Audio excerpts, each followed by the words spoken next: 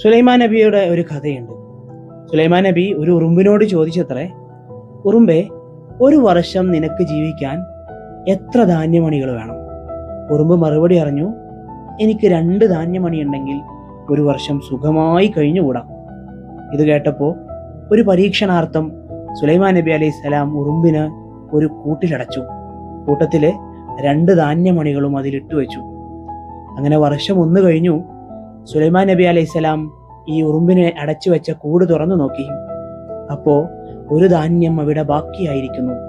ഉറുമ്പിനോട് സുലൈമാൻ നബി ചോദിച്ചു, എന്താണ് നീ 2 ധാന്യമണിയും മുഴുവനായും ഭക്ഷിക്കാതിരുന്നത്?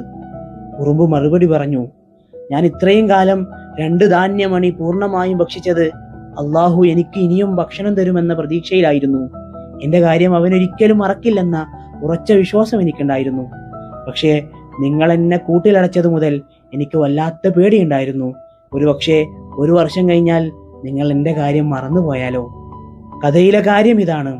എപ്പോഴും നമ്മെക്കുറിച്ച് ഓർക്കുന്ന, നമ്മുടെ കാര്യങ്ങൾ പരിഗണിച്ചു കൊണ്ടിരിക്കുന്ന അള്ളാഹുവിനെ കുറിച്ചുള്ള പ്രതീക്ഷകളായിരിക്കണം നമ്മളെ നിരന്തരം പ്രചോദിപ്പിച്ചു കൊണ്ടിരിക്കേണ്ടത്.